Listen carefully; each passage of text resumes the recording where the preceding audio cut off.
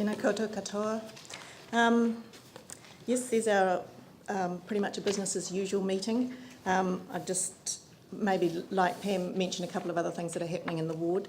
Lyttelton, Mount Herbert recently had a by-election, as you know, and we've, at our last meeting, not this one that's got the report, we've welcomed our new ward member, Dennis Aldridge, and already he's picking up some of the tasks that, you know, community board members often do, attending meetings of other organisations, so that's great.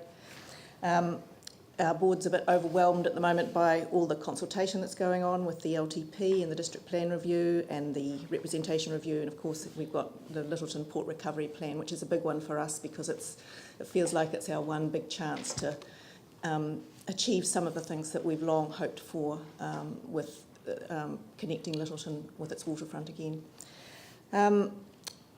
We had a wee win on Monday with agreement from ECAN to do some air quality monitoring. There's community concern about diesel exhaust in Lyttelton, growing volumes of freight moving through the community, and they're going to do some monitoring of PM 2.5 for the next year, for a year. So the only other thing that I would mention in our report was item 2.1, where we had a deputation and some correspondence from Te Runanga o Kokorata about the Papakāinga zoning, and we've been advised by staff that in fact what they've requested is already in the proposed district plan as it's coming from City. So yeah, we had a discussion at the district plan review committee, you know, in the open session the other day, and that chapter's been completely rewritten in conjunction with the runanga, the various runanga that have submitted on it. So yep. I think that the way it's looking now is much better, but I encourage you to go ahead with the workshop, because I think getting an understanding of what the Papakāinga zone can mean for local communities within your rohi, I think were really, really important.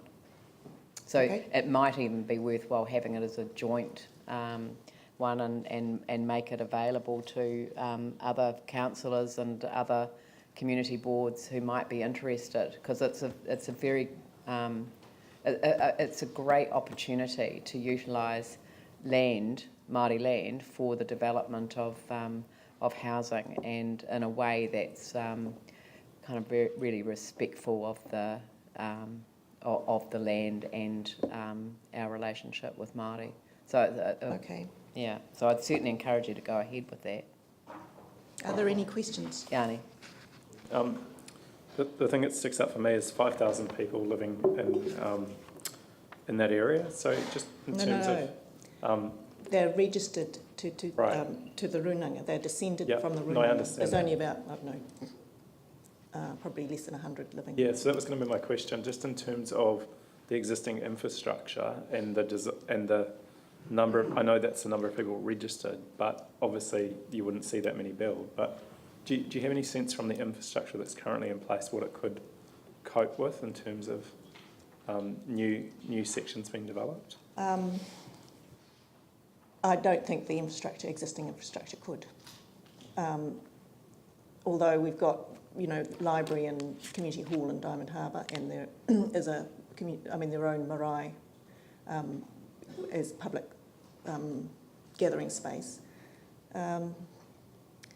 One of the things that we are aware of when we closed the Foreshore Road, which that report hasn't come here, but recently there was a batch on Unformed Legal Road, which we've asked to be removed, and there's a development proposal that the runanga already has, and the removal of the batch on the Unformed Legal Road will enable the development of 3 residential units, which are going to be, as I understand it, holiday homes that members of the runanga can rent, so that they're not thinking about building permanent homes at this stage. There'll be a sort of turnover, and we were advised that these would also be available outside that time for other people to use who are not part of the runanga. So I don't think they've got a grand vision. And just because the land is in Papakāinga zoning doesn't necessarily mean that it's actually owned by the runanga, or even in private ownership. A lot of it's in collective ownership. So I just thought through that workshop, like if you take the context of the money that's being spent on Victoria Square, which we're told is, you know, some of it for cultural reasons. Yanni, that's not money that we're allocating under our budget. If you think of the infrastructure, the only point I was trying to make is I support the development of these Papakanga zone. I'm just worried that our long-term plan or our capital budgets haven't thought through what infrastructure we might put in to support it when we're balancing up our whole We're capital also projects. going through a district plan review process, which has, you know, completely rewritten, as I said, the Papakanga zoning provisions. And we do need to understand the implications of those in terms of any decisions. But that's not going to be made before this long-term plan is locked in, because this district plan will not be in place until next year. So, you know, it may be in an annual planning process that will be picked up, but it actually is more likely to be picked up in the next 3-year look at an LTP. That workshop, which I'd certainly love to attend, is there going to be any advice around the infrastructure? Because I think it's important to get that on the table earlier if we're aware of it.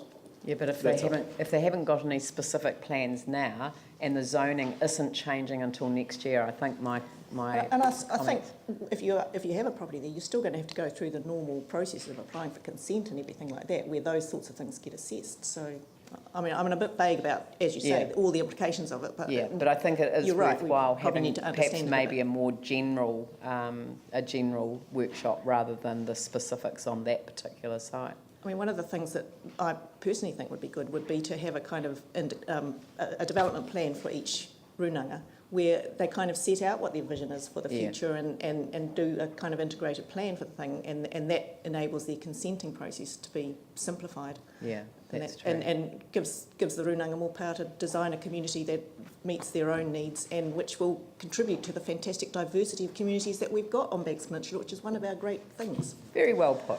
Thank you. So, and I assume that Andrew Turner would like to move and Phil Clearwater would like to second that the report be received. I'll put that motion. All those in favour say aye. Aye. Those opposed say no. That's carried. Thanks. Thank you very much.